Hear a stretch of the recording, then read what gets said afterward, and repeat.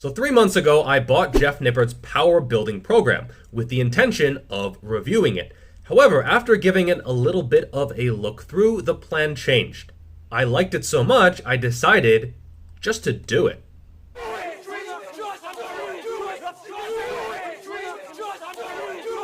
So this video is sort of going to have two parts. The first is going to be a review of the program, talking about the exercise selection, the structure, who is it suitable for, giving any criticism if there is any at all.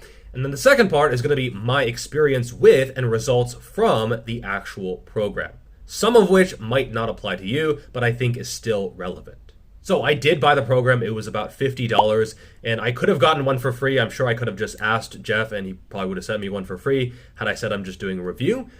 But I think it's important to buy anything that I review to make sure that it's not an advertisement and I am as unbiased as possible. So I paid the $50 and I got a download link right away for the materials, which was nice to see. I was a little bit unsure because the last book I bought never actually sent me what I bought and still hasn't. There are 4 materials that you get with the purchase. The first is a sort of get ready manual, which talks about the history of power building and, why he wanted to write a power building program, the advantages of power building, why should you be doing a power building program at all? And then also what gear, not that kind of gear, what gear you're going to be needing to do the program. So chalk, a belt, wrist wraps, straps, all that kind of stuff. It goes into detail so you can prepare in advance. Next up is a technique handbook, which was 82 pages long, which is very, very impressive for just a squat, bench, deadlift technique handbook. Goes into a ton of detail, very well referenced, has like 3 pages of references at the end, and it talks about the dynamics of each lift, how to find the right technique for you, tips, techniques, pointers, how to get through your sticky point, sticking point, that kind of thing. And this is a great resource, especially not if you're a beginner, because this program isn't for beginners anyway, but just if you want to sort of try to clean up your technique, which is important if you want to get stronger. Even though I've been lifting a few years, this was actually a really, really good read, talking about the muscles used and everything like that. Not breathing out before you squat, also pretty important. Some people get that wrong, even some people with many millions of followers, that kind of thing. Good reference to have, and you have this for the rest of your life. It's not like you only use this during the power building program.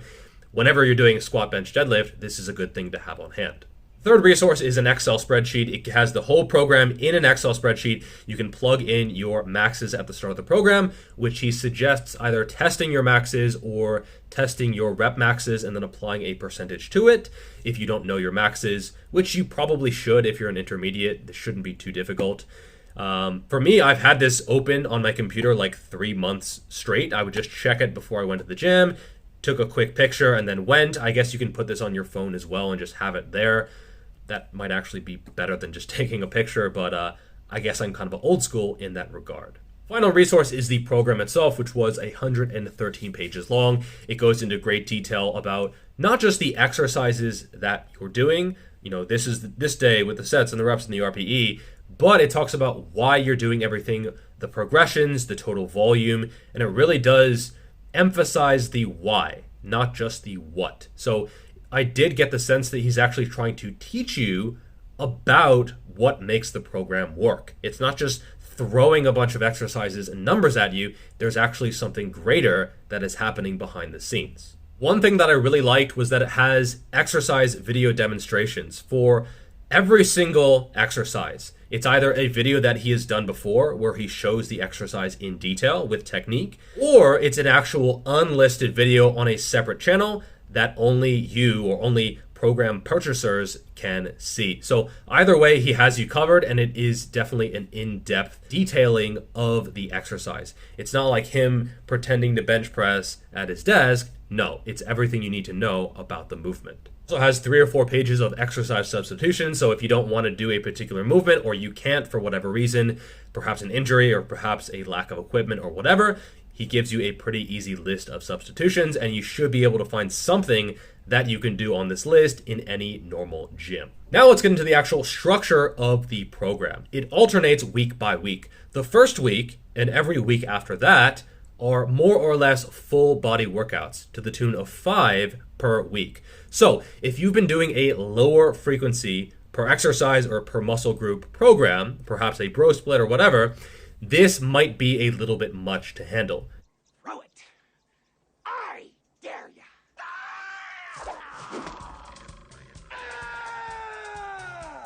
Don't just stand there. Throw me a spear.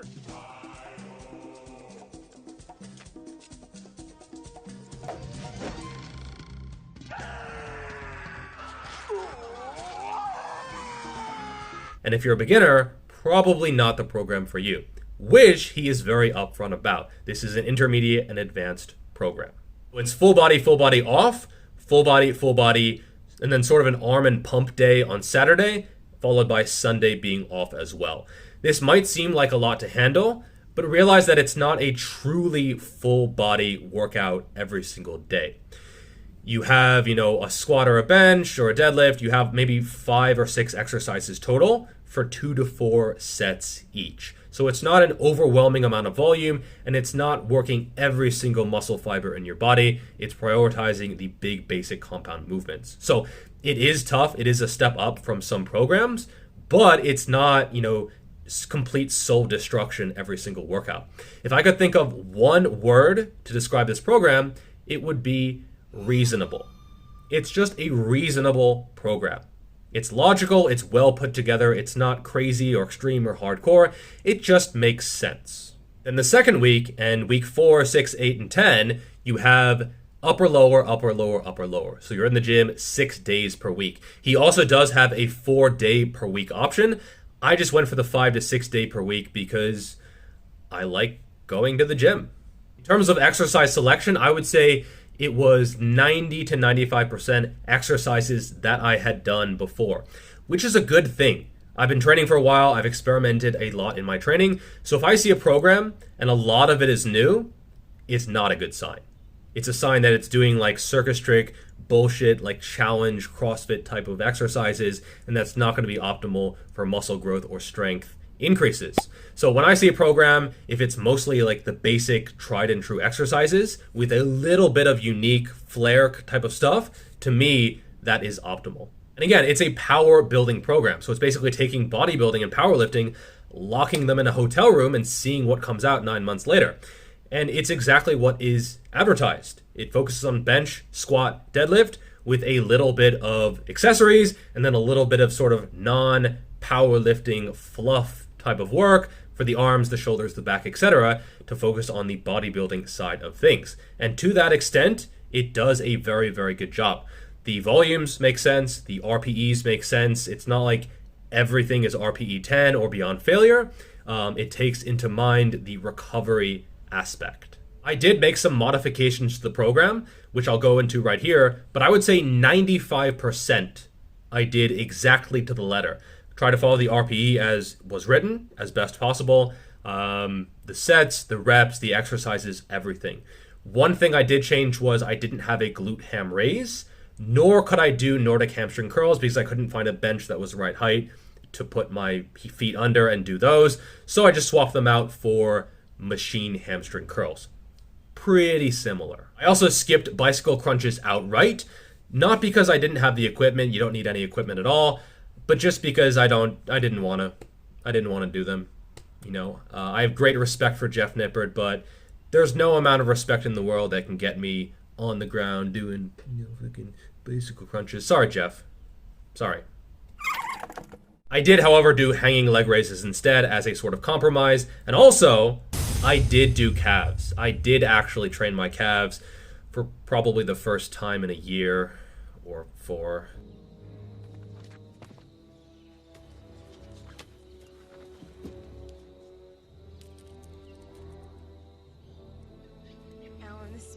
Veriformin's been extinct since the Cretaceous period. I mean, this thing is about this thing. What?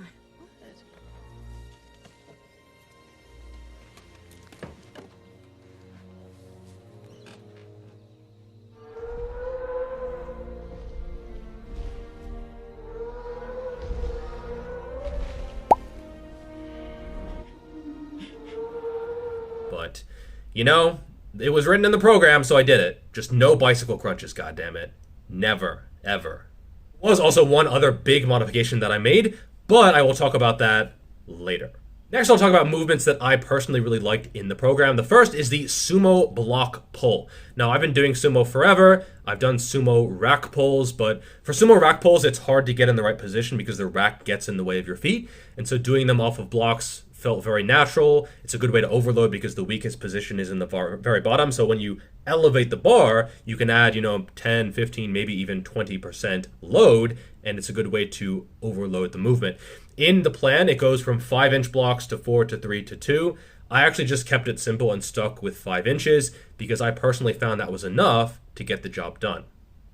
Fuck. Another movement I really liked was the Helms row. In fact, I liked it so much, I did a full video about it. I hear 5 minutes of me salivating over this succulent, salacious exercise. I also really like the long pause barbell bench press. I have a habit of bouncing the barbell off of the chesticles in order to sort of cheat the bottom part of the range of motion. So this sort of kept me more honest and gave me more strength in that bottom position, which did help carry over to better performance. And as I went through the weeks, every week seemed to build on each other. There was no week or workout or exercise or anything in particular that stands out as being incredibly difficult or challenging or epic or anything like that. It's just a solid amount of work done in a reasonable manner, which had some very, very impressive results. This was actually easier than I had been training. The volume was lower and it was farther away from failure. And yet, I actually got better results than I had been getting before. Yes, in other words, training easier than last time got me better results. Unfortunately, I couldn't finish the full program for 2 reasons. The first of which I could not have foreseen. The second of which I probably should have. The first one was I got sick. I don't know what it was. I slept for like 36 hours straight. I had some gastric issues, nothing respiratory at all. But that week, I just had zero hunger. It was a very unusual experience, very surreal. I probably ate like 4,000 calories that whole week in total. So, this definitely impacted progress. The week after I got back to the gym, I felt, good enough to train. And, obviously I wasn't as strong as I was the week before. I probably lost 5 or 10% of my strength. Then week 9 to week 10, my gym actually closed because of Chinese New Year, which I should have foreseen. It basically happens every single year because Shenzhen is an immigrant city and people move here from all over China. During Chinese New Year, a lot of people go back home and basically a ton of businesses close. It's almost like a ghost city here. Probably 60 or 70 or 80% of people leave. They go back home. And so I should have foreseen this. I didn't really schedule things out very well.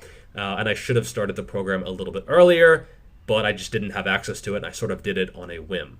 Fortunately, I actually did hit some personal bests earlier in the program when I maxed out when I shouldn't have, which is like the worst thing to do on a program. And whenever I have a client and I write like, say, 3 sets of 3 at 80%, and they're like, yeah, I felt good, so I went to 90%. I'm just like, gah! So I did basically exactly what I usually advise not to do. Hit rep PRs for squat at multiple weights, at deadlift for multiple weights, bench for multiple weights.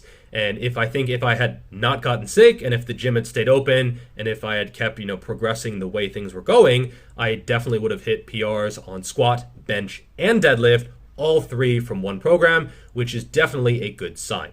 One set that I want to highlight is this set here with 130 kilos. That was actually what I plugged in as my max at the start of the program. And I'm hitting it on semi-paused back squats. And to me, that set was like a really whoa moment. And I'm like, wow, this is something that I did not expect that came from sub-maximal training. This, to put in context, was 4 reps with my old paused 1 rep max. I know it's sort of semi-paused, but it was also 1 rep more than my old max, non-paused. And it was only 5 kilos off my non-paused 1 rep max.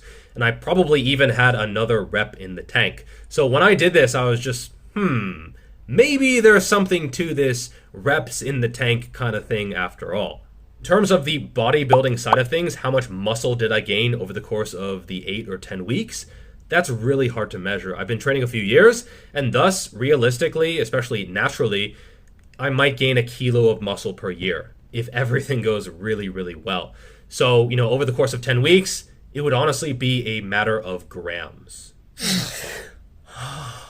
So, given the price of $50 and all of the materials that you get, I think it is a very, very reasonably priced option, especially compared to some books that are selling for like $99, $120, $200. So I think it is a very fair price for what you get, and definitely pick up a copy if you're interested in it. I don't have any discount codes or anything. Jeff actually doesn't know I've been doing this program for the past 2 months. This is the first he's hearing about it, but definitely grab it. It is definitely well worth your while. While you're at it, grab a copy of my book, Sweat. Link is in the description below and in a pinned comment if I remember. Definitely a great resource as well. Only $15, which I really should increase again because it's well worth $30, $40, $50 at least. And thank you so much for the support, allowing me to keep the channel ad-free and doing what I do. That's all for this video. Like, share, subscribe, notifications so that you decide what you watch, not the YouTube algorithm. And I will see you in the next video. Peace.